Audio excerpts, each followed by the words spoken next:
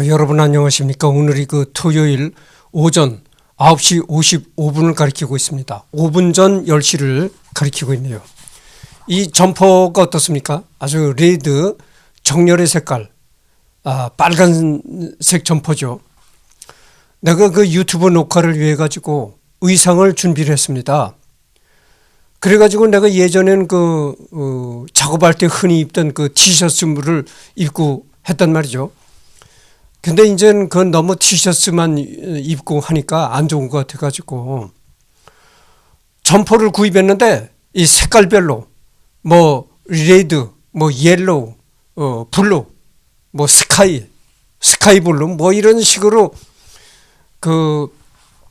색깔별로 아주 구색을 갖춰가지고 점퍼를 여러 벌 구입했어요. 그래가지고 할 때마다 색깔이 다른 점퍼를 입고 녹화를 하겠다 이런 말씀을 드립니다.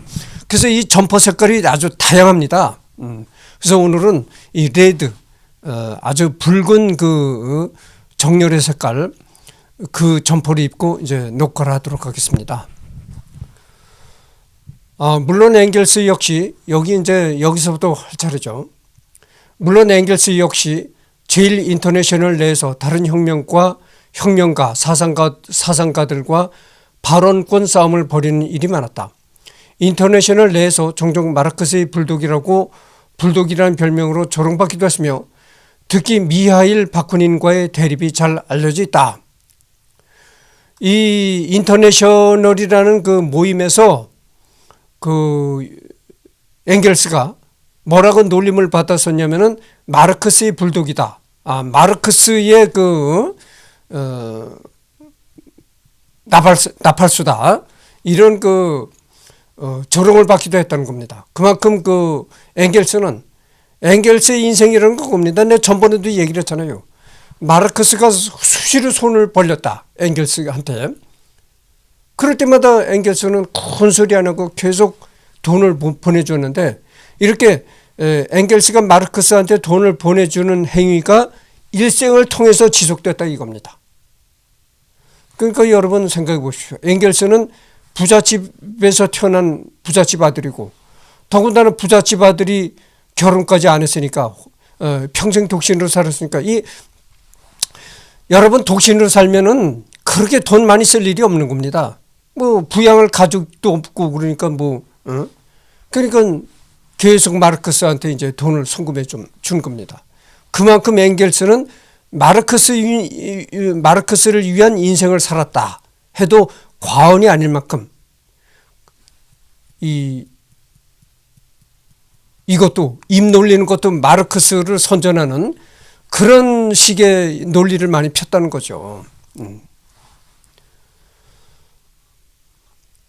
제일 인터내셔널이 해체된 이후 일이긴 하지만 한 번은 1878년 프로이센의 비스마르크가 반사회주의법을 만들어 독일 내 사회주의 운동가들 상당수를 투옥시키거나 직장에서 해고시킨 적이 있는데 이 당시 앵겔스가 직접 나서서 체포된 사회주의 운동가들이 정적이건 정적 아니건 가리지 않고 해당인들 가족들에게 밥을 굶지 말라고 돈을 꾸준히 붙여주기도 했다.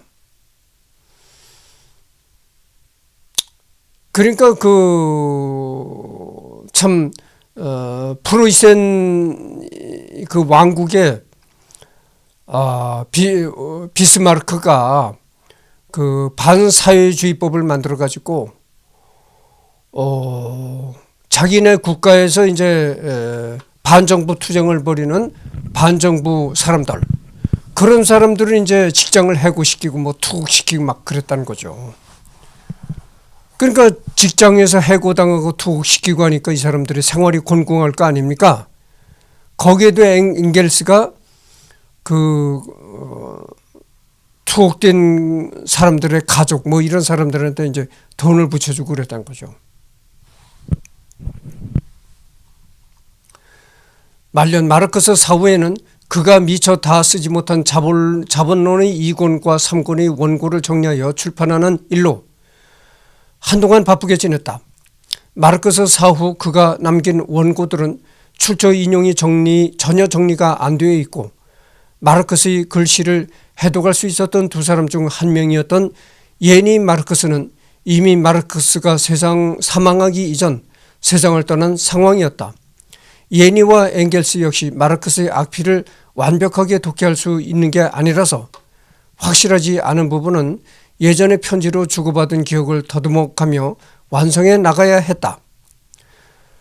마르크스가 얼마나 심각한 악필이었는지 2년에 걸쳐 자본론 2권 원고를 정리 출간하는 과정 동안 건강관리를 잘하는 것으로 유명하던 엥겔스의 시력이 급격히 악화되기도 했다. 그러니까 이 마르크스의 그 글씨는 상상외로 정말 악필이었죠.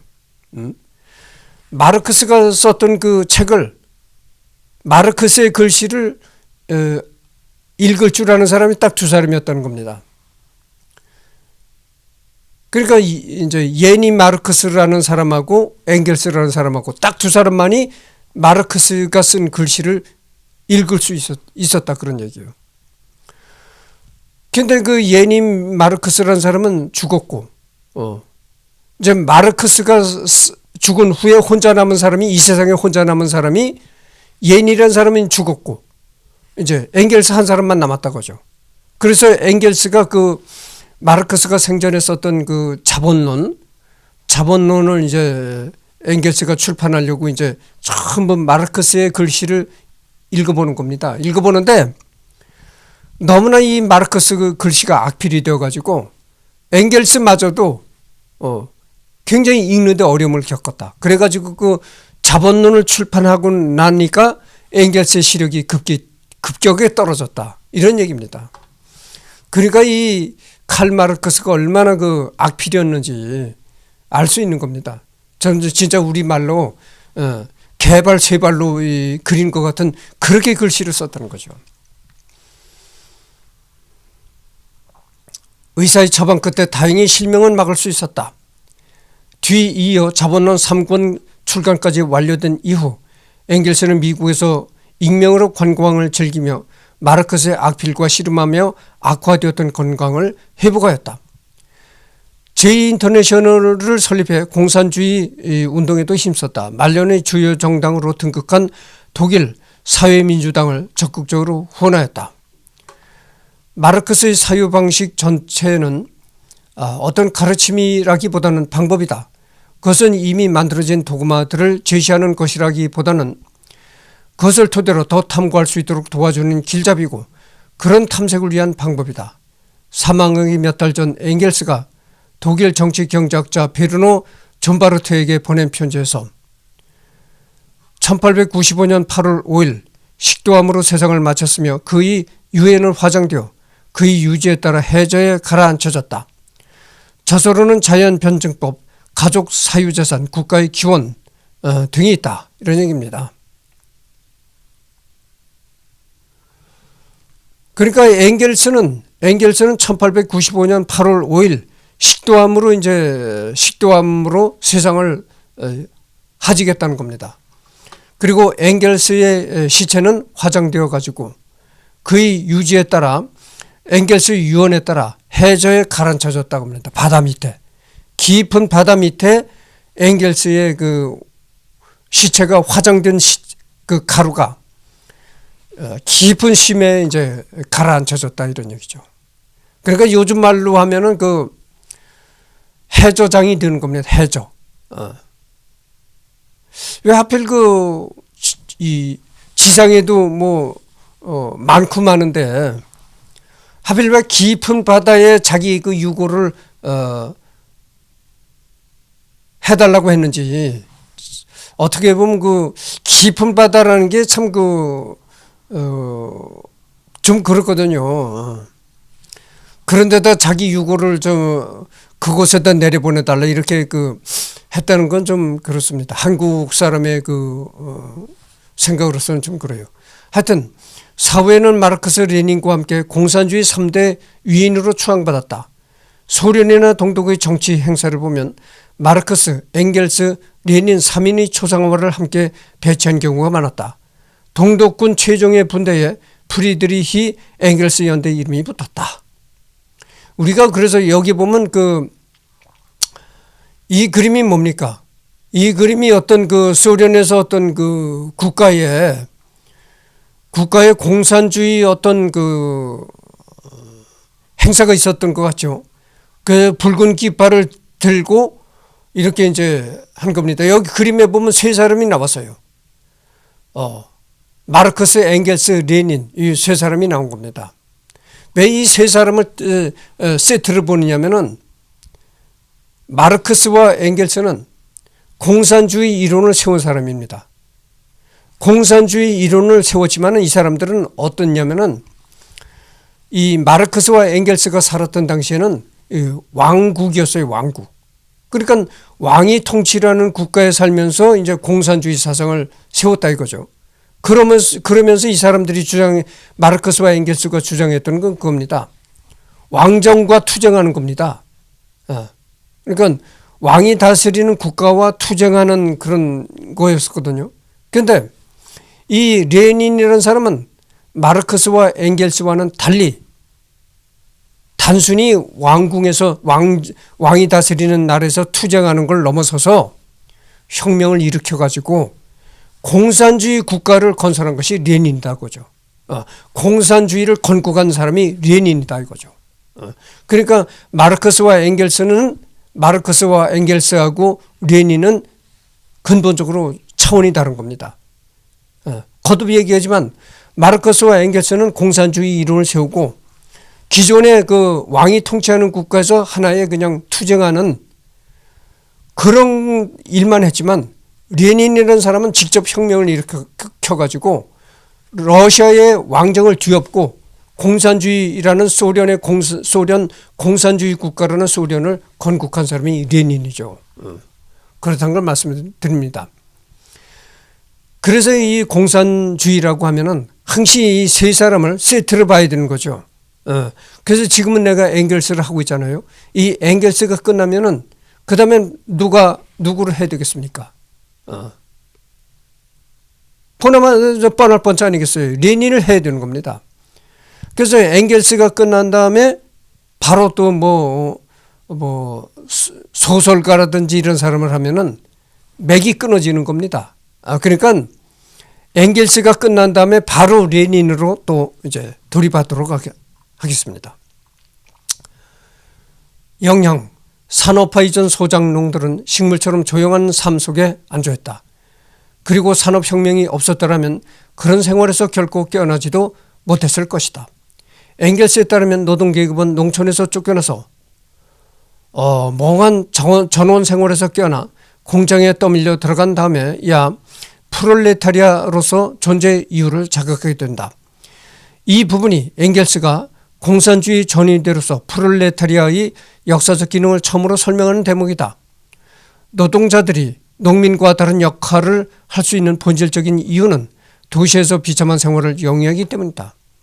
그의 후배 레닌이 러시아 상황에 맞춰 혁명의 주체로 노동자 이외에도 농민과 소수민족을 주목했던 것과는 다르게 선배였던 마르크스와 엥겔스는 자신들이 활동하던 영국, 프랑스, 독일의 상황에 맞춰 부르주아 혁명 이후 다가올 공산주의 혁명의 주체를 도시 노동자로 한정하였다. 이런 얘기입니다.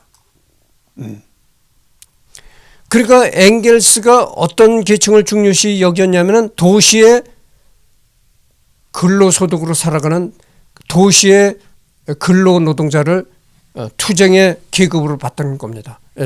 투쟁의 앞장설 계급으로 봤던 것이죠. 투쟁에 앞장서 가지고 자본가를 때려잡는 굉장히 중요한 계급으로 이 노동자 계급을 봤다는 것이요. 근로자 계급을.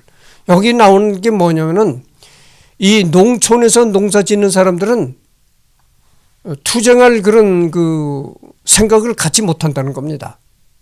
그러니까 농촌에서 자본가라고 해봐야 땅을 많이 가진 사람, 지주. 그뿐이 더 있겠어요? 지주한테 땅을 이제 빌려가지고 농사 짓는 그뿐이 없는 겁니다. 그리고 이 농민들이라는 건 농민들 속성이라는 것은 정의 정신이 적다. 전원에서 그냥 한가하게 농사나 짓는 사람들은 이 저항 정신이 좀 도시의 근로자들보다는 적다. 그러나 도시에서 일을 하면서 그 일한 임금을 받아서 생활하는 사람들은 자본가나 이런 사람들에 대한 정정신이 많다. 그래가지고 자본가에 정할 수 있는 유일한 계층은 이 도시노동자들이다. 이렇게 엥겔스가 이제 했다는 거라는 거죠.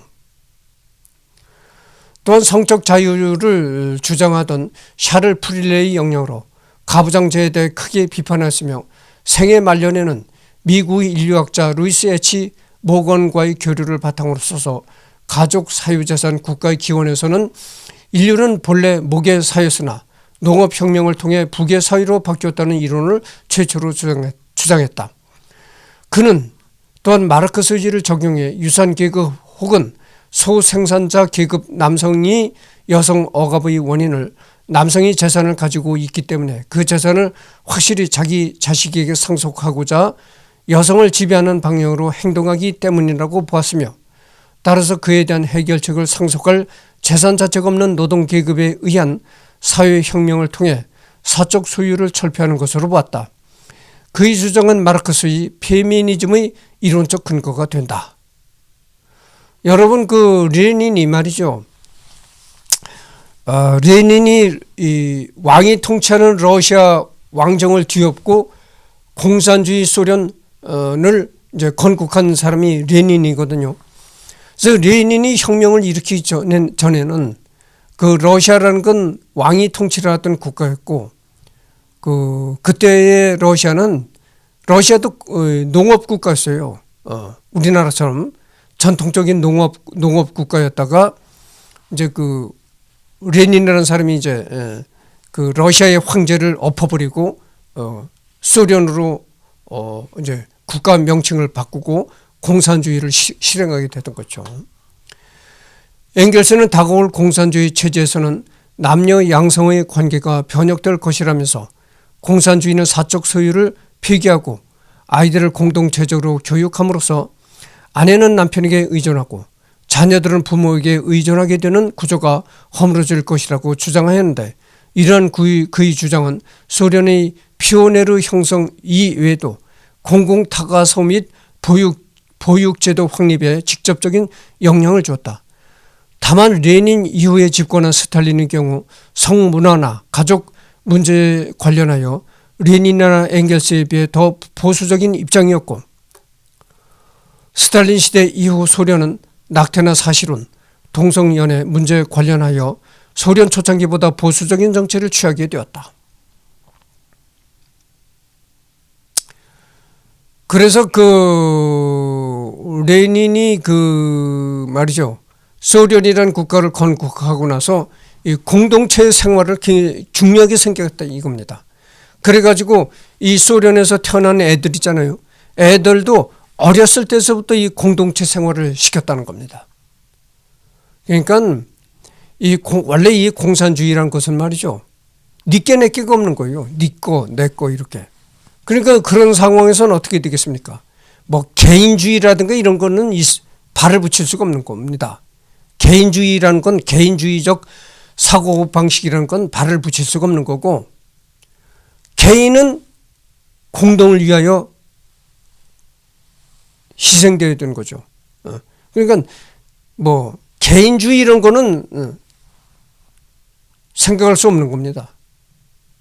오로지 공동체 속에 나라는 건 있지만은 나를 위한 뭐 공동체라는 건 그런 거는 전혀 생각할 수가 없는 거죠.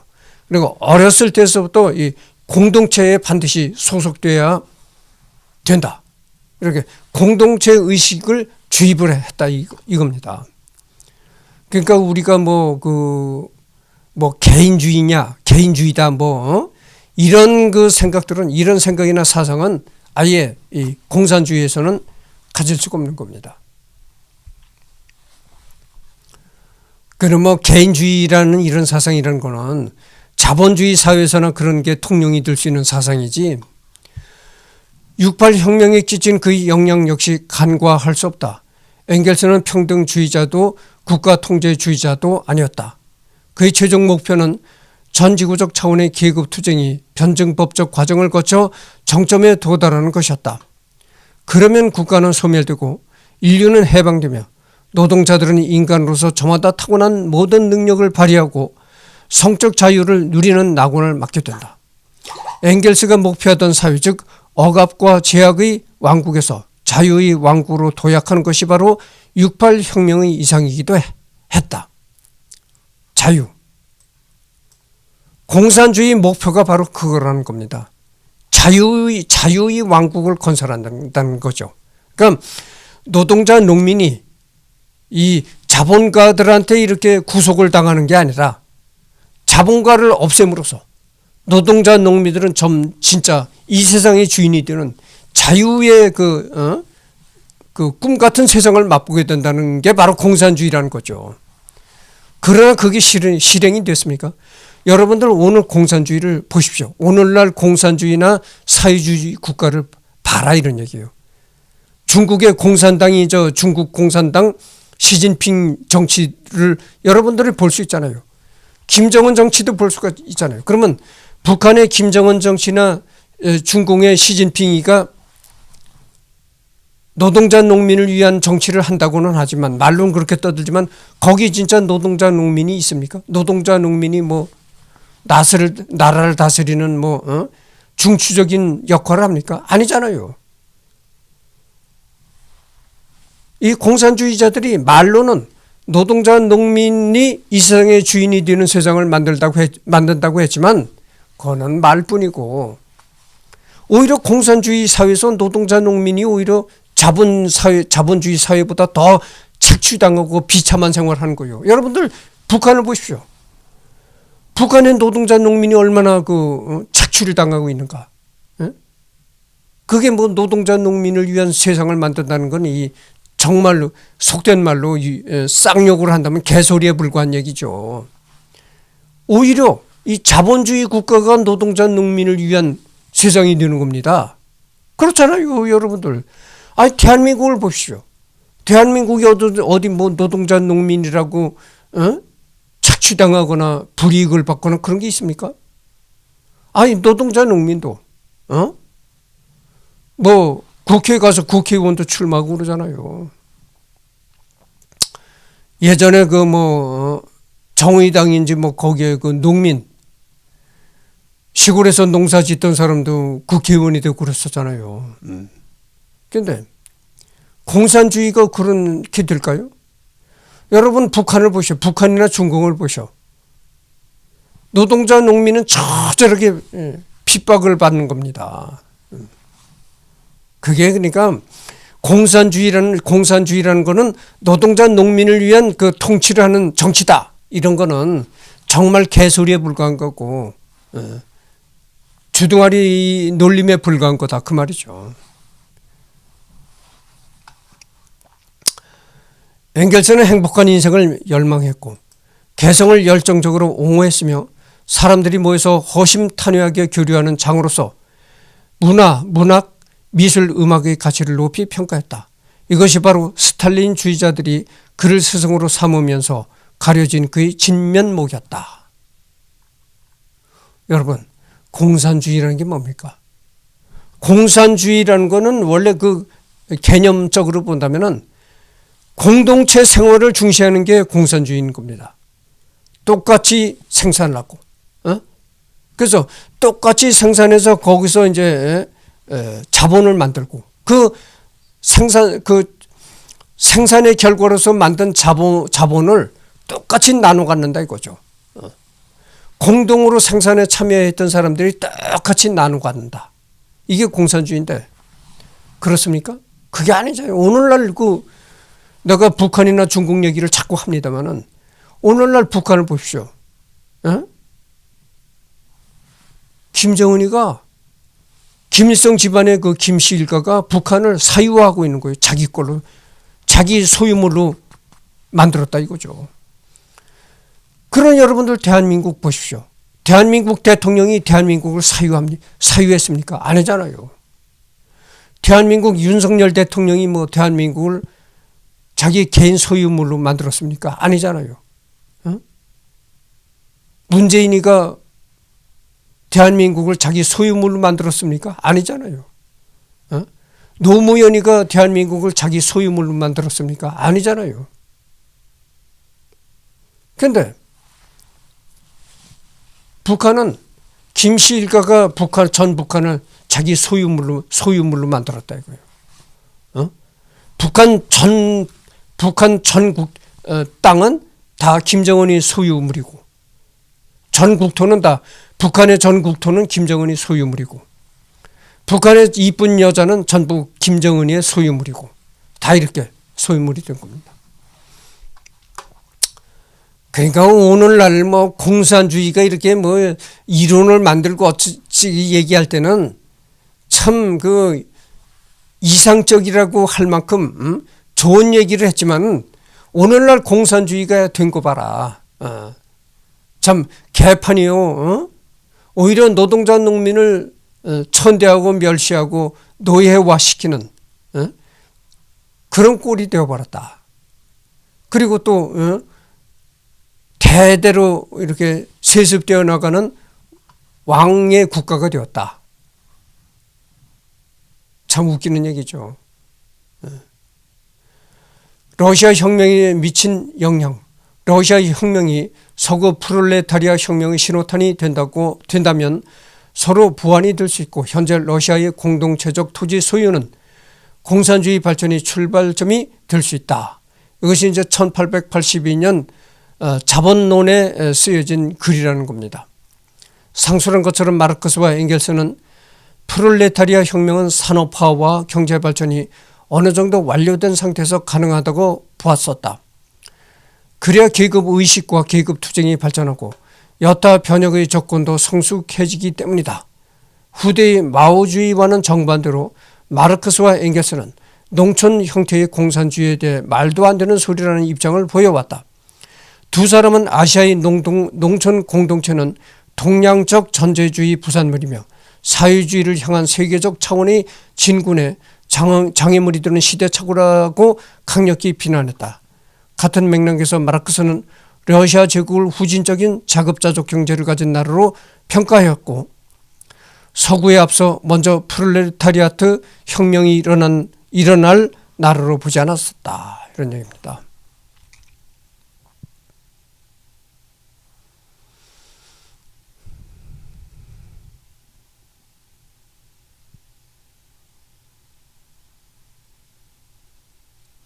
그래서 여기 보면은 계급의식, 계급투쟁 이런 그 용어가 많이 나옵니다. 이 마르크스와 엥겔스가 얘기한 이론을 보면은 계급의식과 계급투쟁 이런 얘기가 많이 나오거든요. 계급투쟁이라는 게 뭡니까? 이 사회를 이 계급화로 나눈 겁니다. 계급화. 계급화가 뭐냐? 자본가 계급, 노동자 농민의 계급이다 이거죠. 그래가지고 계급 투쟁을 해라. 노동자 농민은 자본가를 이렇게 부셔버리는 그런 투쟁을 해야만 한다. 뭐 이런 얘기인데, 아까도 얘기했지만 이 투쟁이라는 게 그런 겁니다. 그래서 자본가를 망가뜨리면은 과연 노동자 농민의 세상이 올까요? 천만에 그렇지 않아요. 공산주의가 왜 멸망했습니까? 자본가들을 때려잡는다고 하고 자본가들이 가진 그 재산을 다 국가가 몰수하고 이지랄이 돼버리니까 가난에 찌들리다가 멸망할 수밖에 없는 겁니다. 그리고 이게 웃기는 얘기인데, 이 지구상에 어디서 제일 먼저 공산주의라는 국가가 탄생했습니까? 러시아잖아요. 러시아가 제일 먼저 공산주의 혁명이 일어나가지고 이제 공산국가 소련으로 탈바꿈했거든요. 근데 이 마르크스 시대는, 마르크스는 살았을 때 어떤 생각을 했냐면은, 이 지구상에서 러시아가 제일 공산주의 혁명이 일어날 가능성이 적다고 했다는 겁니다. 마르크스가. 그러니까 마르크스가 했던 생각과는 정반대로 제일 먼저 혁명이 일어났던 것이 이제 러시아였던 것이죠. 그래서 여러분들 말이죠, 이 자본가를 적으로 생각하고 투쟁을 할 대상으로 생각한다면 이건 안 되는 겁니다. 서로 노동자, 농민과 자본가는 서로 협력하고 상생하는 관계로 봐야지 서로가 상대방을 때려잡고 상대방을 멸망시켜야 된다. 이런 식으로 나가게 되면은 죽도 밥도 안 되는 겁니다. 오늘날 공산주의가 멸망하기 그래서 멸망한 거예요. 자본주의를 없애겠다고 자꾸 자본가들을 없애겠다고 자꾸 해가지고 자본가들을 때려잡으니까 어떻게 됩니까? 가난해질 수밖에 없는 거예요. 다 이제 자본가들의 재산을 뺏어가지고 국유화를 시키니까 그게 제대로 되겠어요. 내가 언젠가도 말했잖아요. 여러분들 자본가를 왜 때려잡아야 됩니까? 자본가야말로 선을 베푸는 사람들이에요. 선행을 베푸는 사람들이 되겠고요. 예를 들어서 우리나라도 예를 들어서 봅시다. 삼성그룹이나 현대그룹이 거기서 고용하는 사람들이 얼마입니까? 그리고 그 협력업체까지 따지고 들면요 엄청난 겁니다. 예? 그건 삼성이나 현대 그리고 또 거기에 이제 협력업체까지 따지면요 우리나라 국민 대다수를 먹여 살리는 그런 일을 하는 겁니다. 예? 아니 대통령이 우리나라 국민을 먹여 살립니까? 아니잖아요. 국무총리가 우리나라 국민을 먹여 살립니까? 아니잖아요. 그러면 뭐 장관이 우리나라 국민을 먹여 살립니까? 아니잖아요. 우리나라 국민을 먹여 살리는 거는 삼성이나 현대 이런 대기업들이다 이거요. 그래 얼마나 그 선행을 하는 겁니까? 여러분들 남에게 일자리를 제공해주고 먹고 살 수 있는 일을 제공해 준다는 게 그게 굉장한 선입니다. 여러분들 왜 북한이 왜 가난하겠어요? 왜 굶어 죽습니까? 북한이 일자리 제공해 주는 사람이 없어. 물론 거기도 이제 국영기업이 있어가지고 북한은 다 국영기업이니까 나가서 일을 할 수 있는 곳은 있는데 일을 해도 제대로 월급이라고 해봐야 턱없이 쌀 한 달 일해가지고 받는 월급이 쌀 1kg 사면 끝이고 이렇게 되어버리니까 먹고 살 수가 없는 겁니까? 그래서 굶어 죽는 거예요. 한국의 대부분의 한국 사람들을 삼성이나 현대그룹이 먹여 살려주고 있다 이거예요. 그게 얼마나 선한 일입니까? 이게 선한 일이죠. 때려잡아야 할 투쟁의 대상이 아니고 같이 보듬어 안고 살아갈 협력의 대상인 겁니다. 자본가가 노동자를 착취해서 배불린다는 거는 내가 전번씩 계속되는 얘기입니다만은 자본주의가 초창기 시절에 그랬어요. 자본주의 초기에 그랬단 얘기죠. 그러나 이 자본주의가 발달하면서 그런 그 자본주의의 모순된 점을 다 수정한 겁니다. 그리고 오늘날 자본주의 국가 보세요. 그 이름난 그 자본가들이 이 국민들을 먹여 살려주고 있는 겁니다. 그러니까 국민들이 다 나가서 일을 해서 그렇게 수입이 생기고 하다 보니까 거기서 사회가 부유해지는 겁니다.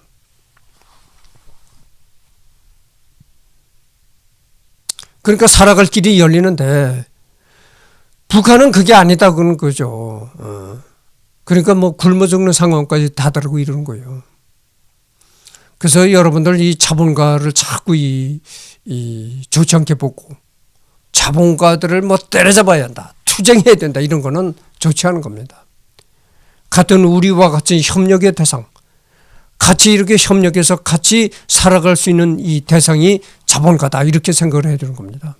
그리고 우리가 얼마나 그 도시의 근로자들이 얼마나 자본가들의 혜택을 받는가 이런 걸 아셔야 돼요. 지금 녹화한 지가 34번을 경과했습니다. 그러나 1870년대에 들어 서유럽에서 혁명의 가능성이 퇴조했고 마르크스와 엥겔스는 가만히 앉아서 실망만 하고 있는 대신 인류사의 초기 단계에 관심을 보이기 시작했다. 특히 엥겔스는 미국의 인류학자 루이스 H. 모건이 1877년 출간한 고대 사회 야만에서 미개를 거쳐 문명이 이르는 인류 발전 단계에 관한 연구를 읽고 원시 공산주의 정치적 가능성을 다시 짚어보게 되었다. 이미 엥겔스는 1874년부로 러시아의 혁명 관련하여 생각보다 훨씬 가까이 와 있다는 발언을 남긴 바 있었다. 엥겔스는 1885년에는 러시아에서 조만간 혁명이 터질 것이며 언제라도 터질 수 있다는 확정적인 견해를 남겼다. 이를 반영하듯 러시아 제국 내에서는 마르크스주의 해석과 관련하여 두 가지 계파가 나누어졌다. 하나는 게오르기 플레하노프가 이끄는 노동해방단 일파로 마르크스의 정통 노선 해석에 입각하여 러시아 제국이 서구 유럽의 산업화, 계급의식의 발전을 뒤따라야만 프롤레타리아 혁명이 가능하다고 주장했다. 다른 한편으로 인민주의자들은 슬라브족의 전통적인 농업 공동체인 미르를 주목하고 러시아는 기존 마르크스주의와는 다른 길을 통해 사회주의에 도달할 것이라고 주장했다. 바쿠닌의 영향을 받은 알렉산드르 헤르제는 러시아 농민들이야말로 사회주의 달성을 위해 선택된 사람들이라고 주장하며 미르에서 일하는 러시아 농민들은 천성적으로 공산주의자이므로 서유럽인들로부터 공산주의 주도권을 빼앗아 오게 될 것이라고 주장했다. 마르크스와 엥겔스가 주장한 프롤레타리아 혁명의 전제 조건은 노동계급의 생활 환경이 악화되면서 일어나는 계급의식의 발전이었다. 그러나 19세기 말 서유럽에서는 미국으로 이민하는 인구가 증가하면서 인구 압력이 약화되고 대외 무역이 팽창하면서 노동자들이 전반적인 생활 수준이 향상되었으며 두 사람의 살아생전 서유럽 산업사회에서는 기대했던 상황은 오지 않았다.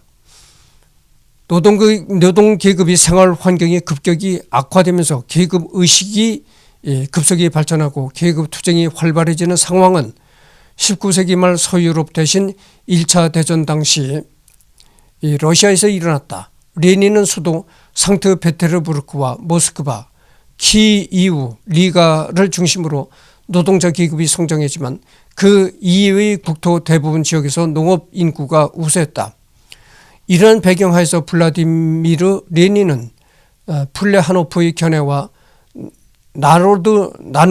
나로드니키 견해에 대한 정반합을 바탕으로 레닌주의 이론을 정립하고 러시아 혁명을 지휘하여 소련을 건국하게 되었다.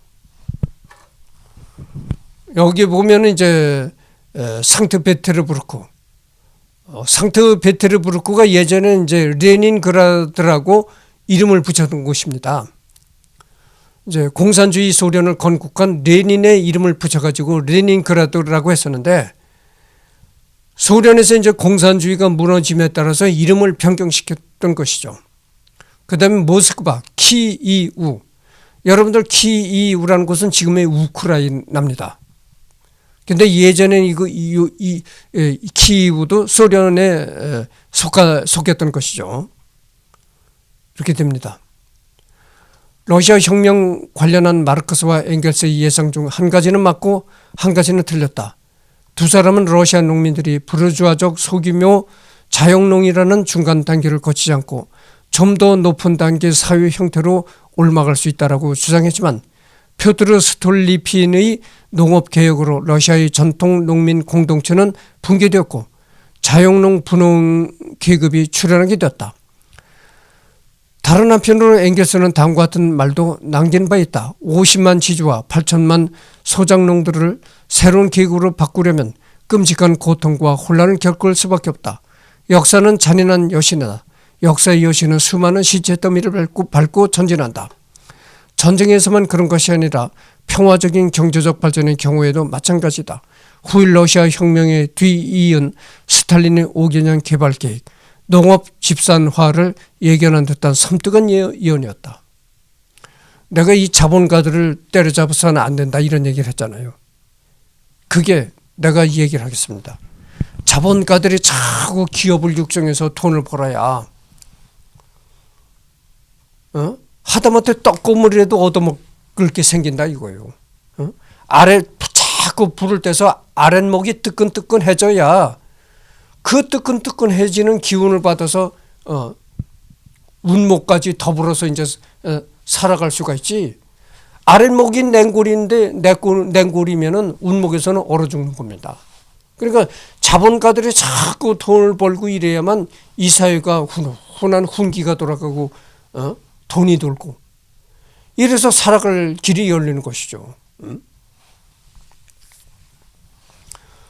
자본가들이 하는 일이 얼마입니까, 여러분들? 상당한 겁니다. 여러분들 자본가들이 근로자만 벌어먹이는 게 아니에요. 프로농구, 뭐 프로야구단, 뭐 야구단에도 그런 거 있잖아요. 한화와 이글스니 뭐 이런 야구단이 있잖아요. 한화와 이글스가 왜 한화와 이글스입니까? 한화에서 육성하는 그 야구단이에요. 한화 그룹이 야구단 야구 선수들까지 먹여 살리는 겁니다. 프로 농구들, 농구팀도 이 기업에서 먹여 살리는 거예요. 농구 선수들도 기업에서 먹여 살리는 겁니다. 축구 선수를 누가 먹여 살립니까? 아니 대통령이 축구 선수를 먹여 살립니까? 아니잖아요. 국회의원이 축구 선수를 먹여 살립니까? 아니잖아요. 그럼 누가 축구 선수를 먹여 살립니까? 기업이 축구 선수를 먹여 살리는 겁니다. 여러분들 축구도 이 프로축구 팀들은 다 이 기업에 속해 있는 팀들입니다. 뭐 배구도 그렇고 뭐 삼성의 무슨 야구단 그것뿐만입니까? 운동선수만 기업이 먹이 살리는 게 아니에요. 또 음악가들도 기업이 먹이 살립니다. 여러분들 한화에서 말이죠. 한화 그룹에서 또 이 클래식 음악도 많이 지원을 합니다. 금호 그룹도 이제 클래식 음악을 지원하거든요. 뭐 이건 창호 거기도 이제 클래식 악단을 지휘하고 그래요.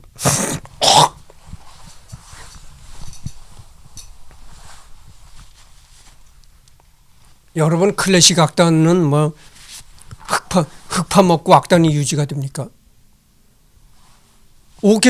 오케스트라도 흙을 파먹고 오케스트라가 유지가 되는 게 아니에요. 다 거기서 바이올린 연주하고 뭐 나팔 불고 이런 사람들, 그런 사람들 다달이 봉급을 줘야 오케스트라가 유지가 될 거 아니겠어요? 그게 다 어디서 나오는 돈이겠어요? 예? 기업에서 나오는 돈이다 그죠? 기업이 오케스트라를 후원하고 다 그래서 나오는 돈이에요. 그러니까 이 기업이라는 거는 직접적으로 자기네 사업장에서 일하는 근로자만 먹여 살리는 것이 아니고 스포츠 하는 운동선수도 먹여 살려. 음악 하는 사람들도 먹여 살려. 이런 겁니다. 그러니까 기업이 없으면 문화예술도 죽는 거고, 운동 스포츠도 죽는 거고, 그런 거예요. 그러니까 여러분들 이 자본가의 역할이라는 게 얼마나 중요하다는 거 아셨죠? 그렇게 자본가의 역할은 중요한 겁니다. 자본가라는 게 반드시 자기네 공장에서 일하는 사람들만 먹여 살리는 것이 아니고 운동선수, 그 다음에 뭐 음악가들, 오케스트라, 이런 사회 전반적인 문화예술까지도 이 기업에 도움이 없으면 유지가 안 되는 겁니다. 그걸 아셔야 돼요. 그래서 이 자본가의 역할이야말로 대단하고, 그래서 자본가들은 진짜 돈을 벌어서 이렇게 근로자들뿐만이 아니고 전체 문화예술까지 이렇게 훈풍이 돌게 하는 그런 지대한 역할을 자본가들이 하고 있다, 이런 얘기입니다. 그래서 여러분들 자본가들을 쫙히 투쟁의 대상으로 보면 절대 안 된다, 그런 얘기예요. 그래서 이제 참 이번 첫 주는 내가 첫 회에는 빨간 이 점퍼를 입고 했는데 유튜브 녹화를 해서 이렇게 유튜브 의상을 이제 준비한 겁니다. 다음에는 또 다음 녹화할 때는 또 다른 색깔의 점퍼를 입고 녹화하도록 하겠습니다. 기대해 주시기 바랍니다. 그래서 이번에는 녹화한 게 이제 44분을 경과했단 말이죠. 그래서 이것으로 끝을 맺고 다음에는 엥겔스와 마르크스 레닌주의에 관한 얘기를 하도록 하겠습니다.